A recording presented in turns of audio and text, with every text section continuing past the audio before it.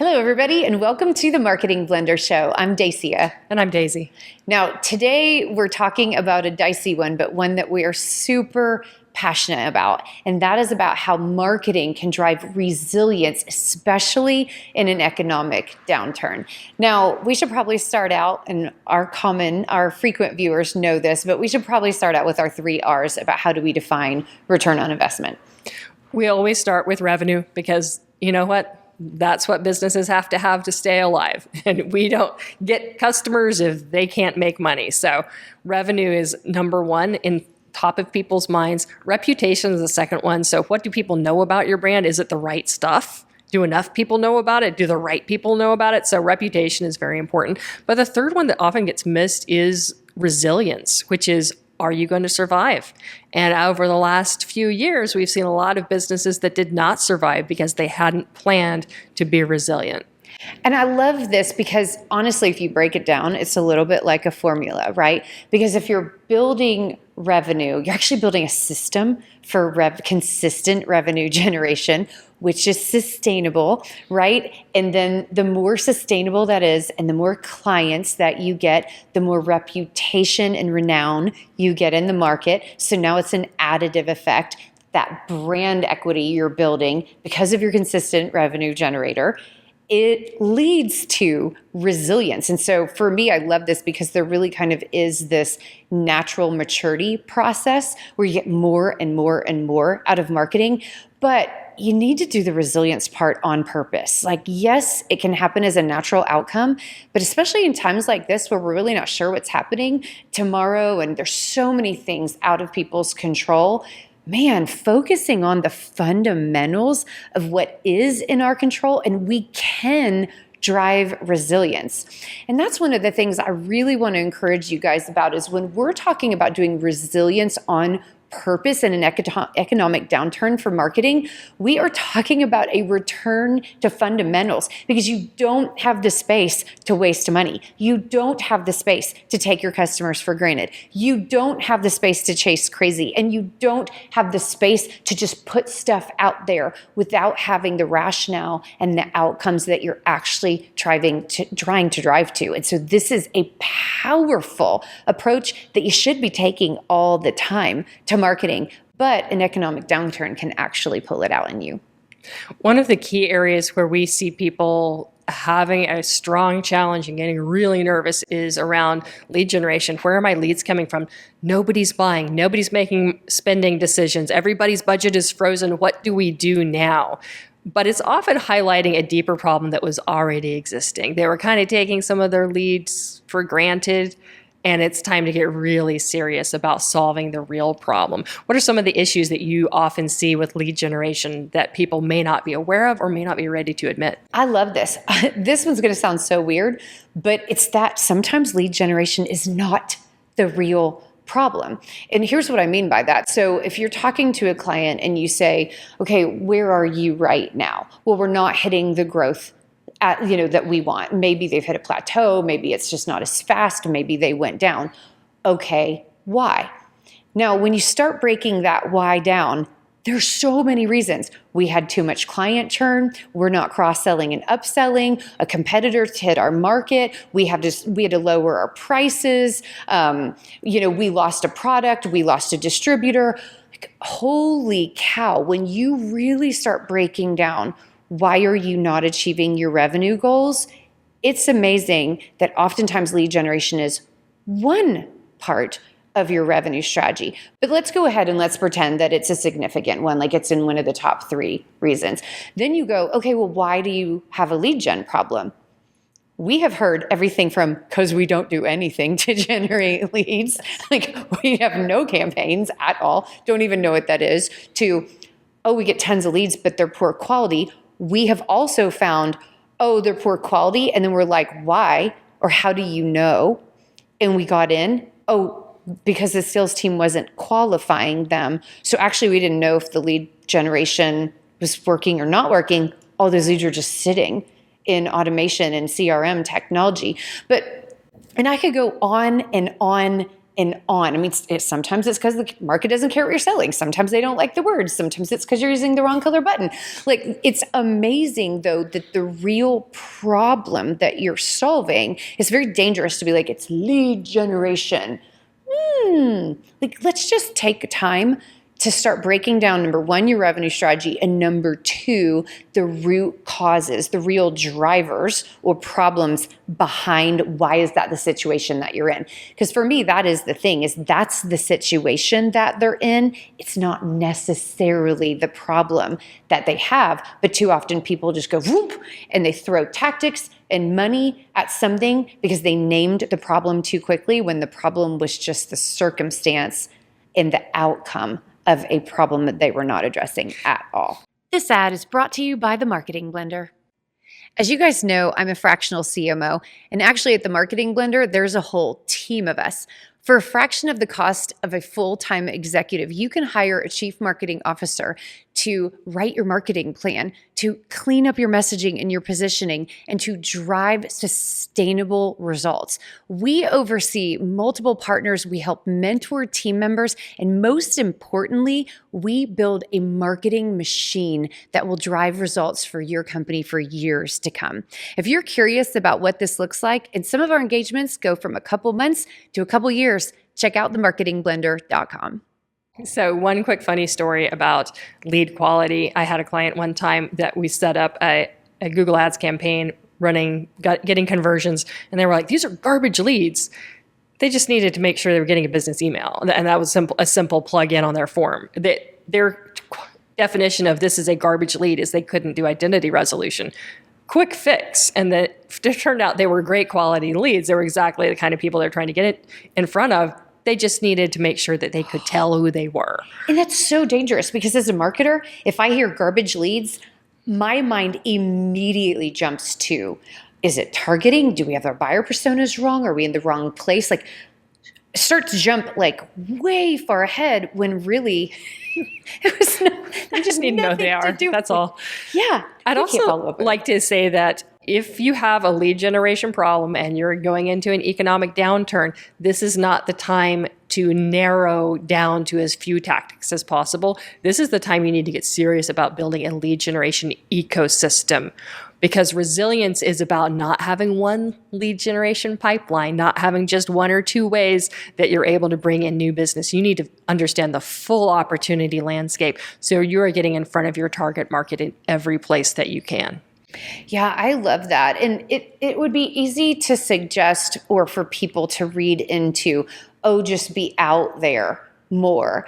And that's not what an ecosystem is about. It's about making sure that you are in the spaces that your customers are in and that you're tracking their activity. So as an example, if you are trying to put metrics behind your ecosystem, you're wanting to look at a full range of metrics to validate, are you getting in front of people? So you might be looking at things that are intended to drive traffic to your website. Then you might be looking at different tactics that are intended for people to take action on your message or to watch a video and to respond in a certain way or to become a follower. And you want all of these things tracking so you can see your entire pipeline. That means all the way from your reach, how many people know you exist, all the way to filling your pipeline, how many people are taking different levels of action throughout their entire buyer's journey, leading to their final decision, which is a sale for you.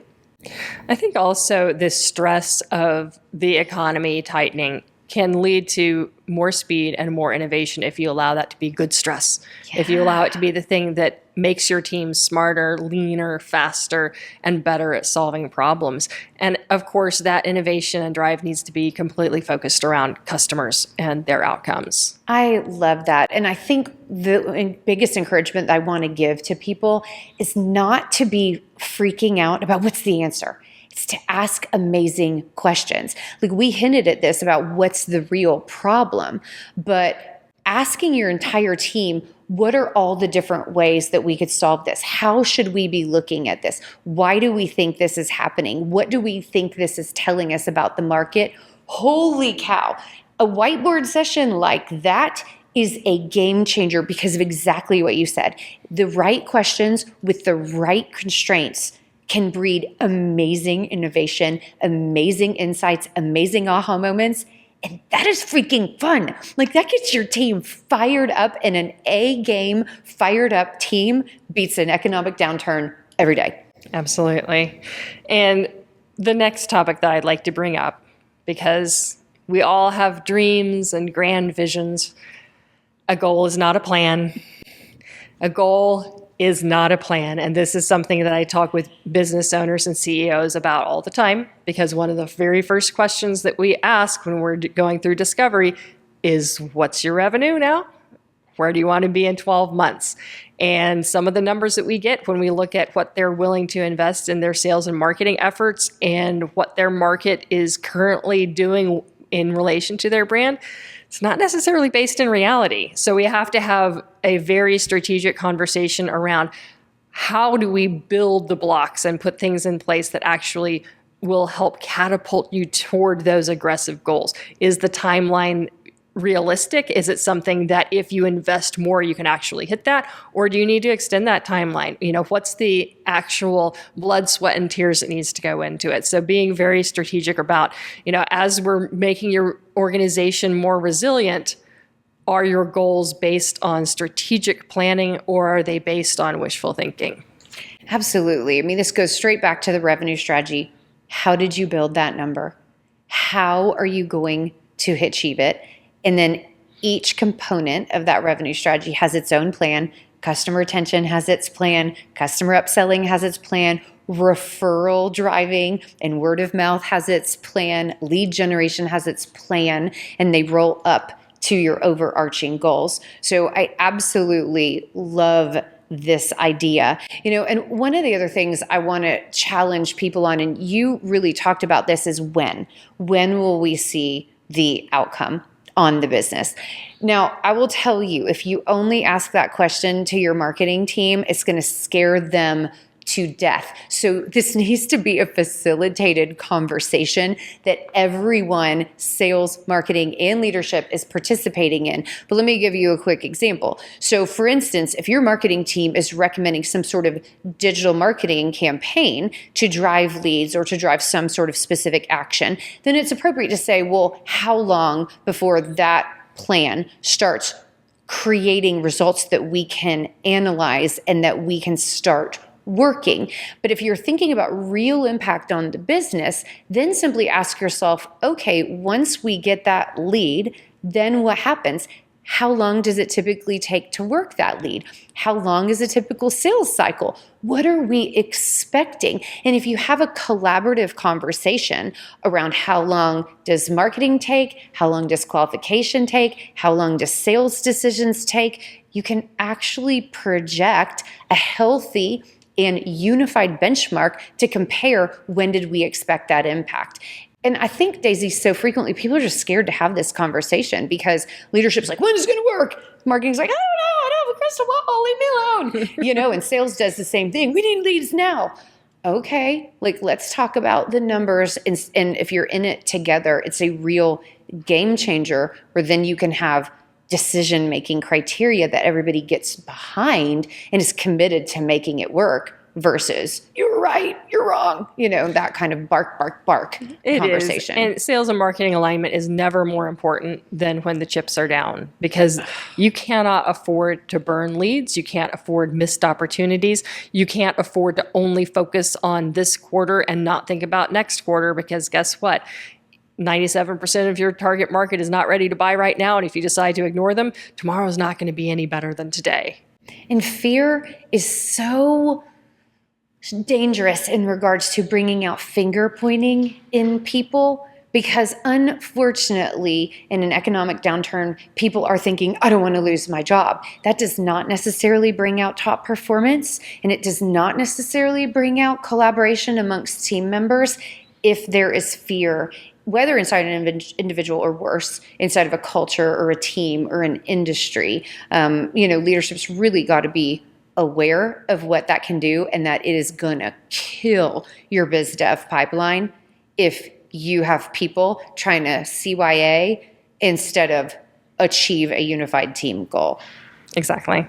So, one of the other things that really leads me to is when it comes to finger pointing is this idea of kill it or keep it. Now, I love this question. Don't get me wrong. I think this question needs to be asked more frequently of marketing and sales tactics because we've always done it like that, right?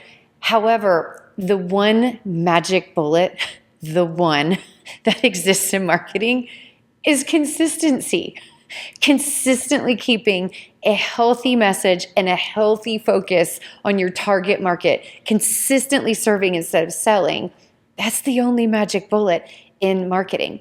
And the thing about consistency is if you keep campaigns running and ask better questions about how do we get more for this, or why is it working, or why is it not working, that leads to optimization. Optimization is about a business development system, and that's the goal. That's the goal that leads you to resilience. And so, talking about that finger pointing, you have to have an agreement around what can we confidently maintain consistency around so that we can add better thinking and keep going up the value stream and getting more for our money. So we've talked about sales and marketing alignment, but I'd also like to talk about alignment between marketing and ops. Ooh. Because this is another area of innovation and resilience. I was talking with a business owner earlier today who has a custom software team that does amazing project work. During the shutdowns, they had some extra time on their hands, but they were able to use that to build their next innovation, which is a SaaS-based approach to what they're doing. And guess what? They got to do it their way because there weren't client constraints and, the end users are used to doing things this way. We have to use this tech stack. We have to do that. They were able to build something they were really proud of and really excited about. Amazing impact on customer experience because they're able to really have ownership of what they're doing. And also that innovation was driven by what customers were saying. We need more OpEx, less CapEx expense. We need to be able to drive continuous improvement in an affordable way so we can improve business profitability. So it's a really good example of how voice of the customer should be playing into from marketing and sales conversations back into the ops pipeline to really drive exceptional customer experience. Oh my gosh, I love that. And it's interesting. We have a client where about a year ago, they had a dangerous external driver out of their control, really knock them loose. So it wasn't an economic downturn, but major downturn for them. And the interesting thing is that scare, that massive change allowed them to identify some iterations that they could make to their product that could drive short-term revenue almost immediately. And so it drove innovation, it created a shorter sales cycle, a new product line, and that resulted in something that they could talk to clients that had been shutting the door on them. And it was because of this horrible thing that happened. Now, yes, they have to be focused on overcoming that horrible thing, but this thing that resulted out of that is going to make them dramatically stronger and more resilient, and it's going to help save them. And that's really exciting. And it was resources that were right there in front of them the entire time. They just didn't have the eyes to see them without that laser focus on how do we drive revenue today. So yeah, there's just so many opportunities that can come from, and it might be start from scratch, or it might be just look at what we have right in front of us that can serve the market right now. I think the buzzword around what you're describing is anti-fragile. Ooh. Where the more you hit something, the stronger it gets. And I think that's really an attitude. Yeah. So as you're thinking about business resilience, this is a cultural aspect. This is a decision that when things get hard, you go harder. I absolutely love that. And I will add, probably to wrap it up, the final component about that alignment with ops is just delighting your customers, because the number one thing you need to double down on protecting in regards to resilience, and this is related to scalability too, you guys, is that you need to make sure you keep your clients and that you drive so much value that they want to keep spending with you, keep referring to you, and keep asking you for more. So returning to who's already giving us money, who already loves us and how can we make them love us even more is a really healthy scaling strategy that ironically builds amazing resilience in economic downturn because people are going to be so much more thoughtful about where they place their dollars. Make sure it's with you, right? For sure. All right, you guys, lots of thoughts out here. I know it seems super weird that we are smiling in the face of economic downturn, but it represents opportunity, period. Do not believe the fears. Do not believe the talking heads. Anytime there is a downturn, it opens up massive opportunity, and the brave and the bold and the consistent will win. We'd love to hear your thoughts and would love to have you hit that subscribe button. Onward and upward. We hope you learned something today that will help you succeed with your marketing. And if you liked what you heard, definitely give us a thumbs up and a subscribe. Don't forget to check the show notes. We're sharing free tools and resources there. And you guys, we would love to hear your comments. So drop one in or send us an email and maybe we'll use your topic on a future show.